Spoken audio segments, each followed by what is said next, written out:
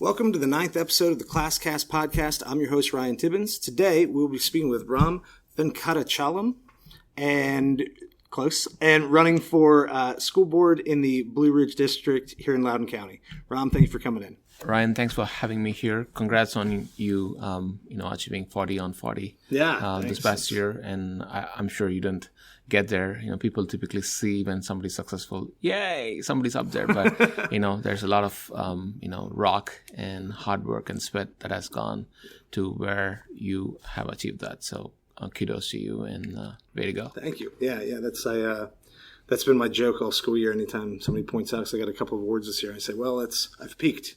There's nowhere to go but down. So a long, slow decline to retirement now. That's exactly. So before we get into any of the school board issues, the first question that I ask everybody is about your experience in school. So where did you go to school? What did you focus in? Did you like school, dislike school? So how did you feel about school? So, school. So I was born and raised in southern part of India. That's my heritage. And at my grandparents' place. And I was homeschooled for a couple of years by them. And went to a small school setting where they lived. And in my 4th grade, I went to live with my parents, who lived in a suburban setting similar to where we are today doing this recording. And so I bring in a unique experience that's truly reflective of what Blue Ridge is, because we have growing parts in the east, which is suburban areas, and then there's transition policy area, which is and then taking you to further west, to Percival, Round Hill, and Bluemont, Hillsborough, which are homeschoolers and small school settings, right? At least at the elementary level. So that's my schooling background, and I did engineering for my undergrad, computer science engineering, and master's in computer sciences. And but for some reason, when I started, doing actual job, I started liking people interaction more. So I started with computer science or technology consulting, if you will say, and moved away from technology consulting slowly onto business consulting and management consulting.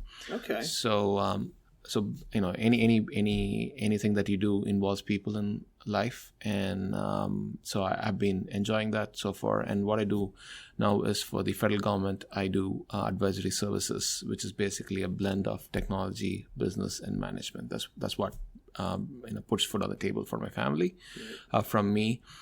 And, in terms of schooling, right? So I think teachers play a big role in any student's life. And personally, from my experience, I like languages as I was growing up. It could be English. It could be, I speak Tamil at home, or it could be a Tamil language teacher, or, chemistry or math or physics or sciences or economics for that matter. Always for me personally, it was all driven by teachers. Not necessarily I'm saying that, I have to be spoon fed, but they have always served as an inspiration. Right. And, it's not so much the subject, but also the personalities that they bring in. It could be inspirational, or it could be detrimental for some students. Right. So, yeah, that's, I always say that, you could probably learn most of this with a library card. If you can read and you can write and you can do at least basic math, you could probably teach yourself most of what you're getting in school, at least through high school. Yeah. But that doesn't mean that you would, or that you would have the same experience or enjoy it, because there's a human element to it. Yep. That's exactly right. Would you say in your job now, do you use more of your engineering background? Or would you say it's more sort of communications, people-based? I mean, I'm sure it's a blend, but do you think at this point you lean harder on your technical training or more on the human interaction side? Purely human interaction. Yeah. So because, like I said, I started as a tech hands-on, technology hands-on person. That doesn't necessarily mean I'm sitting behind an iPad or a laptop coding, but some sort of design, or testing for that matter. Right. But as I grew into that, I realized, and there's more into this than just sitting behind that and doing some, building a website. I started, leading teams, managing projects, managing teams, within the states, across the states and overseas. It was all human interaction. It's all human interaction, how you play around. So I think that's the key in any aspect of, that's how I see it in life. Right. So. All right. So now you can be one of the first people who can disprove or disagree with me if you like. So be honest here. But I tell kids, as one of my sort of sales pitches at the beginning of the school year, is that English class doesn't have to be your favorite. And it's not, no one's going to necessarily walk out of here and go get a job because they're good with Shakespeare or anything else. I tell them, English class might not be the class that gets you your job. But in many settings, English is the class that gets you your promotions. People who get promoted into leadership positions need to be good at what they do. But a lot of times you're promoting the best communicator. Maybe the person with the best technical skills doesn't get that same promotion because leadership is about working with people. So I always tell them, I say, I'm not telling you I'm getting you a job. I mean, hopefully it helps. But once you have a job, regardless of what you want to do, the things we work on here might be the thing that helps you to sort of be promoted in a company or to advance in your career. And they believe it, but I hope it's true. No. That's totally well said. I was talking to somebody yesterday, pretty much, the communication aspect, even in, for the offices I'm running for and where I've served in HOA communities, communication is a huge aspect. Your body language, your verbal language, your written language, people see that. And, it's like a cherry on top, right? So you have all this hard work, right? But, what's the home stretch there? That's the home stretch. Yeah. So it's communication, it's, hitting it home, connecting with people. That's the key. And, believe it or not, when I was in high school, language class, English language class, you probably know this well, Ryan, 7 Stages of Life, a poem by Shakespeare, how a man, our human starts with, and then goes back to the same childish, in their later 80s. So I still remember that, and I bring that up, that may not be in my, documentation that I do or in my email at work, but when I'm interacting somebody from work socially, that comes up in a conversation, and that's the bridge. That's the connection that you build between humans. I talk about that, and they're like, "Oh, yeah, that's right," And we go back to where how we are born. We go back to the same. Say you start as an infant, toddler. My kids are 6 and 4, so I got 3 and 1. Yeah, so you know more than me now. So infant, toddler, and then my grandparents are 85 and 81. So they are slowly getting there. So they're going towards their hospice, take care life. So right. So they go back to the same stage as they were born. So that's the sinusoidal curve in life. Yeah. And when you're communicating with people, you got to know where they're coming from or what their Correct. interests are. Correct. Which you're going to change a lot over time. Correct. Exactly. So, and we've heard a little bit about school and what you do.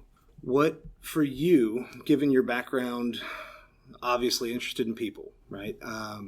And some technical training and engineering background, what for you was the deciding factor in deciding to run? I always think sure, we might have a general interest, but very few people go from the interest to getting off the couch and doing. For you, what provided that motivation? Sure. So for me, so my kids are 6 and 4, and I've traveled the world extensively as part of my profession. And I'm thankful for that. I've traveled within the states and overseas. I've been to small cities, towns, villages in the states, Aberdeen, west coast of Seattle, where Kurt Cobain is from, Nirvana band, and also overseas. So part of that travel, also I've been to big cities, New York, LA, and stayed there as well. But part of the travel is I learned what's important in life, what's the essence of life, giving back to our community, more importantly. And when my daughter was born 6 years ago, I wanted less of the travel and be more home. So I took up a change in my profession, career path, and I stayed more local to the DC area. Prior to that, I used to fly out of Dallas Airport every week, pretty much, for 10 years. And so when I took the change, I still had that, drive and energy to do things, get things done. Because when I travel, I'm always it could be Monday night football or weekend football. I'm still catching up the games, but still I'm working on something. Right. So when my daughter was born, I was so excited. I'm home, but at the same time, I don't want to be sitting home in the evening, picking over pots and pans at home. Right. I was like, what do I do? I mean, I enjoy the time with my daughter at home, but not all evenings. So right, got to stay busy. Busy, right? So then I volunteered in my community in Brambleton, HOA, as a committee member for Covenants. And part of that is I always look at two things. You constantly make money, but there's always a portion that you give back to the community. If it's monetary, you probably put away 10%, 20% to give back to the community every year, right? So I always have been doing that when I was traveling. Right. But when my daughter was born, of course, when you start having a family, your line items go differently. I could afford time but not money, so that's why I started volunteering in Brambleton, and I started enjoying it, being part of the community, being getting to know people, which I already enjoy being in consulting, and it came natural to me. And when I was in Covenants Committee, there were home-based businesses. If somebody lived in a HOA community, there's home-based daycare businesses. There's music classes that go on, and there was a sort of a dispute between neighbors that came up to our committee for noise ordinances. And I was not chair of the committee, but as a member of the committee, I was able to negotiate. So there were 100 people who were attending the committee, supporting both sides of the issue of having the music lesson or not. Right. So I was able to negotiate a deal in that. So I saw in myself that I have a better purpose of leadership, that I can refocus my energy to serve the community. So that's when I ran for the Brambleton HOA board. I served on the HOA board as a vice president, as an elected vice president and director for 3 years, and now running for school board. The school board in particular, to run for school board, it's near and dear to everybody.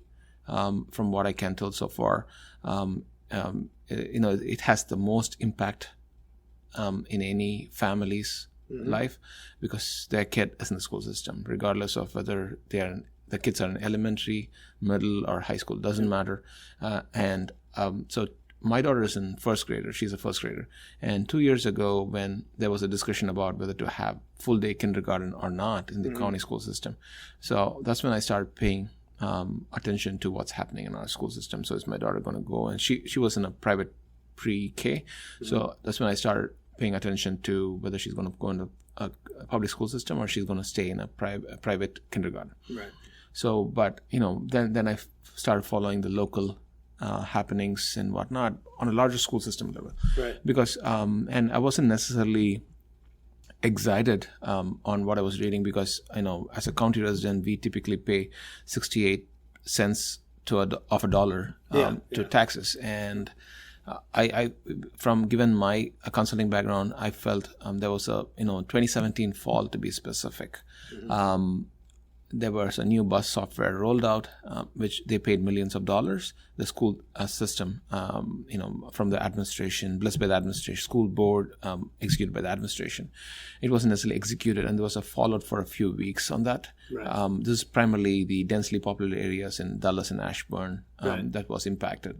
So that's one. And then, so this was 2017 fall. And then there was seclusion and restraint incidents that was happening in our middle schools. And you probably might recall this, Ryan. Stonebridge High School student boxing student who attempted, killing himself on campus, was declared dead in a hospital. And there were 3 series of incidents. And I saw a pattern in here. So there was a school bus fallout. I'm not saying when I get on the board, January 2020, these issues are not going to happen. Right. These are going to happen. But like you said, the leadership or the ownership and leadership comes, if something falls out, you accept your mistake, take ownership for it, right. let public know that you are on top of it. Make sure you rectify it, and more importantly, be sure that it does not happen again. Right. First time it's a mistake, second time it's not. So you start to see a pattern. Right? So, and that's what I saw on the school board for that 1 year, and I said, given my background, I'm going to bring changes to the school system, and I'm going to run for the seat, and so I started my efforts to be a school board representative last summer, May. Okay. Now, so I mean, it's a great answer, by the way. I mean, you got a lot in here, but for the safety of the students is maybe one, and before we get to that, as you were saying, everyone cares about the schools because it has a big role in our lives. And immediately my first thought was, yes, if you have kids in the schools, and even yes, if you don't, because a lot of your local taxes, your county taxes, are going back to the schools. Given a background in consulting, do you think, in terms of budget, like I always feel like we can always be smarter with money. Mm-hmm. Do you think being smarter with money means more? And I know you sort of hinted at transparency. Do you think that we can do the same or do more with less? Like, do you think we can be smarter with the money and spend less? Yes. Or do you think it's about redirecting the funds to better places? I mean, it's probably somewhat of both. It's probably a blend of both. Yeah. So from what I studied, Ryan, so I'm running for school board for Blue Ridge District, mm-hmm. but I want it to be a better school system overall, Loudoun County Public Schools overall. So that's why I'm running for school board. So as part of my due diligence, if you will say, I've been to schools like we are here, that's not necessarily in the district. Mm-hmm. And it's probably, I've been to schools in Sterling, I've been to schools in Leesburg, I've been to schools in Dulles districts. So to understand what's the overall state of the school system. Mm-hmm. So from what I understand is the county government in 2012, I should say, they formed a government reform commission, mm-hmm. basically study the whole local government. And I think LCPS was also chartered to be part of that commission, but for some reason LCPS did not actively participate in that. So we didn't get some of the, maybe like the auditing that the rest of the county government did. Correct. So there was a big audit that was done. So I personally think our county schools need to be efficient. When I say efficient, doesn't necessarily mean cutting costs or letting people go. Because when people say that Ram has a consulting background, okay, he's going to bring in, tighten the budget, let people, no, that's not what I mean. Or not what I mean, but so similar to what you said before, it's about looking at, are we, putting our money in the right places? Right. So it's a blend of those two approaches, right? Yeah. And do we have the right, are we enabling our kids and teachers to be successful, right? So our educators to be overall just to be successful. So that's what I want. I don't think it is, because from what I understand, meeting with educators, parents, and other town council members in Western Loudoun, and current school board and some board of supervisors, as well as there's a lot of disconnects mm-hmm. that goes in silos, and I understand it's a larger school system, but I think it can be a lot more coordinated. Right. Yeah, and that's something that probably not everyone is comfortable with the idea of a consultant. Correct. Bring that background, but I think at least in some cases it makes sense. I don't remember which episode. It was one of the episodes of the podcast I did over the summer with Jim Dunning, who's a debate coach at Broad Run. Smart guy, actually lives in Brambleton, and one of the things that he's big on is when we take on a new initiative, and he's very good about volunteering. He's great with kids. But they say, well, we're going to track this. And he goes, okay. Mm-hmm. So you report your data, or how many kids do this, or whatever. And then I don't want to say the only person, but he's one of few people who remembers, hey, we're doing this. And so, he's the guy who asks, well, let's see the data. Is it working? And a lot of times you get the response, and this is his quote, is, of course it's working. And he said, how do you know? And they said, well, because it is, or because of this. And so I think a lot of times we do a lot of work to collect a lot of data, probably especially over the last maybe 5 to 10 years. I don't know that it's always being used. And so, and I'll be the first guy to say, if you can show me a better way to do it or a more efficient way, I'm all about it.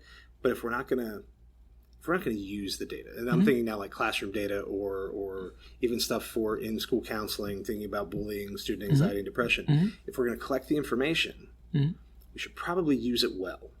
And I think that sometimes we do, but I think sometimes we don't. I think sometimes we do things because we start off with a goal and you believe strongly enough in a goal. And this is probably a concern in schools, probably everywhere. You know, you believe strongly enough in what you're doing that sometimes you don't stop to check if what you're doing is working. Correct. You know, we sort of just, you get some momentum and we love what we're doing. And So, typically, one of the reasons I'm running for school board is, and I see this pattern of issues, and then as a consultant, I take a step back and see all these patterns here are because there's some, in my world of business, it's all about people. You have to listen to people. So when I say listen, when Ryan is talking, Ram is listening. So I'm listening in. Also, I'm looking at your body language. Right. Is Ryan being receptive to what I said, or is that making him defensive, right? So I should be able to make course corrections.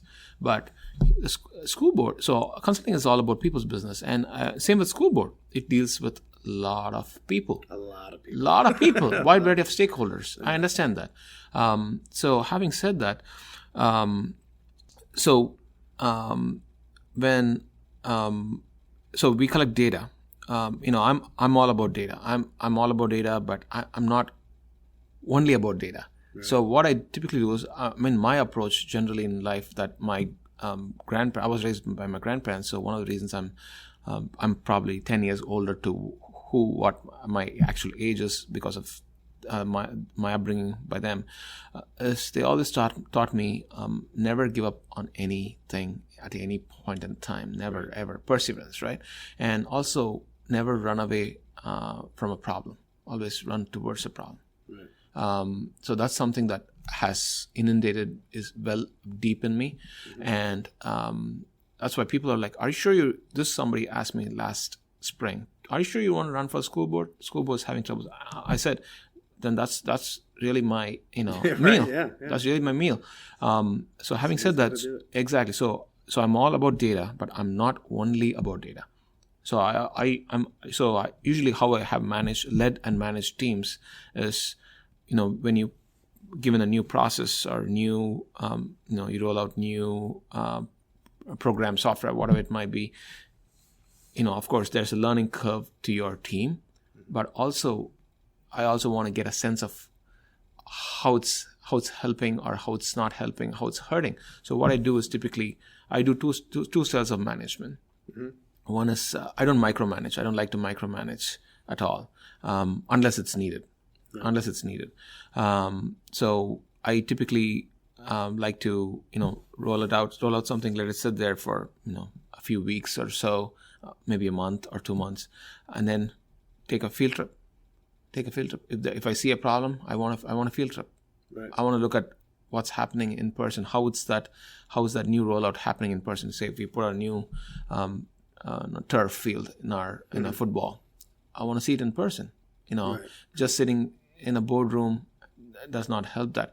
But I understand it's a challenge for school board members because this is not a full-time job. Right. So it's a really big part-time job. It's a really big part-time job. But I intend to do those two types of management. One is observe the data, from a metrics perspective. Also, one is more practical standpoint as to what that has done. Sort of balancing. Correct. Quantitative and qualitative. Yeah. So, you're sort of getting a general approach. So now think about a school. Think about one school. So not school board issues, but you're given a building, you're given a budget, you're the king of the school, you've got a year, you got a couple of years to roll something out. In your mind, what is, if such a thing exists, what would be the perfect school? Like what would you do differently? Even if that means, I've had people say like 2 classes and you're done, or we lengthen the day by 5 hours, or we change the requirements. You can do anything. Imagine it's like a private school setting. To you, what does a great school look like, or what would you want to make your school into? So to me, a great school would look like we need to have our teaching staff, educators. I think I strongly feel we need to have the right leaders in place in the schools. Doesn't matter private, public. That's why if you notice, Ryan, when they open Willard Intermediate, and other elementary schools, they typically roll in the school system, or the administration typically moves principals or APs from most likely it's principals who have been principals in other schools. They move them over there, right. And then they give their autonomy to choose your staff to the staff. Yeah. Why? It's because it's and so I'm always, like I said, it's about it's not about micromanaging, it's about macro managing. You need to hire the right people. So that's the approach I bring in. Right. You need to hire the right people, and you should make sure that they have all the tools to be successful. Right. Same within a school system. Say it could be a private school, and you hire the right, or bring in the right principal. You may not hire somebody externally, or you may, but bring in that right person for that thing. I'm not saying Ram or Ryan would be the right person for high school, for every high school, for every middle, or every elementary. Right. So there's elements there, there's factors there. So bring the right person, and you have to trust them that they're going to choose the best, football coach, best physics, right. chair, math chair, whatever it is. So I think that's the key, and also making sure that you are. If I'm the investor from a private school, or I'm the owner. Let's say I want to probably check in with them to be sure that, of course, we're going to have constant check-ins every week, or twice in a week, whatever it is. They have everything they need to keep going, or they need something. So I think that's the key. Okay, so sort of the format of school you're comfortable with. You think if we have the right people in the right places, then what we're doing works, or can work. I think it works for a lot of kids. Okay, that's actually, it's one of the reasons I keep making the drive to Broad Run is there are a lot of good schools and there's a lot of good principals, but you don't always know what you're getting into, and so I drive probably farther than I need to because I'm in a place where I feel good and I'm mostly trusted, and things go okay, and I don't know that everyone. I don't want to say that not everyone is in as good a situation, but I know that not everyone feels like they're in as good a situation, and I think that can be important. All right, so I have one more question, then you can sort of take an open roll at it, or we'll wrap up. But books or movies, and this could be either things related to school, or this could just be personal enjoyment, sure. Things that have impacted you, or that. What are maybe a book or two, or a couple of movies that you would recommend that you think either for personal growth would benefit people, or maybe it's just something you like and you think other people would enjoy? What's something you would recommend? Sure. Personally, books. So part of my journey of being in leadership roles is a book called True North. It's a self-reflection of 100 leaders across the globe that were, I should say, interviewed by former Medtronic's CEO. And it's a very good book, and it's all based on 100 true life experiences of leaders. Doesn't matter where or what you are trying to lead. It's all about carrying yourself in better light, putting yourself into perspective, a true reflection of yourself. Just be yourself, carry your values, but make sure you have your eyes on the ball. Whatever touchdown you're trying to make, and so that's one. And the other one is a book by an Indian president called Wings of Fire. So a lot of quotes in there. It's by former Indian president, I should say, Abdul Kalam. His book is called Wings of Fire. So he was born in a fisherman's hamlet, and he became he was in Langley in Virginia. Back in, I think, 70s or 80s, he was a space research scientist. And he was born in, a little to-do family, very poor family, fisherman's hamlet. But teachers were a huge influence in his life. it was his high school teachers who put the thought in life that he can achieve things in life that if he puts his mind and thought to it. Right. And that's something that I strongly believe in. If you put your minds to something, then there's nothing that could take you away from achieving it. One thing he says is, if you want in the book, and that's his thought, is if you want to shine like a sun, you have to burn like a sun. So that's awesome. So it's like and there are multiple quotes in his book. It's not so much the quotes, but also his life experience. Right. And so he was a space research scientist, and then how he launched space research, and also his journey to becoming president. So he was not a politician at all, and by any means. So, but he became the president. And also the other thing he says is never let anything take yourself down in life. There's always so he always talks about birds and eagles. He says typically when there's a rain or storm or anything, birds typically find shelter. But if you look at the eagle, they fly above the clouds, so they don't find shelter. Right. So they keep flying. So if there's a problem, there's always a solution, and that's been my campaign approach and theme. He's a phenomenal inspiration. Has been a phenomenal inspiration to me. Great. Yeah, and the second one, Wings of Fire. Wings of Fire. I feel like a student recommended that to me a couple of years ago, and it's written on a Post-it note in a drawer somewhere. So that's good. That's the second one. Usually if I get 2 or 3 recommendations, I go back and get to it. So that's a good one. All right. So before we wrap up, so I know you got a busy day, you got a lot to do. Is there anything that you would either like to say that you haven't, or is there anything you have now a captive teacher? Is there anything either you'd want to say or want to ask before we wrap up? So thank you for having me today, Ryan. It's been a great opportunity for my approach to representing everybody on the school board, and I'm working to bring in a sincere approach. When I get elected, I want to have town halls to understand. I've been meeting with pockets of parents, teachers, students where possible, and also different entities from local government. But I want to have town halls and understand, and I want to bring in effectiveness into what we do in our school system and make it a better public school system for all of our students. Perfect. Yeah. I love it. Well, thank you very much for taking the time, and good luck for the rest of the fall. Thank you, Ryan. Yes.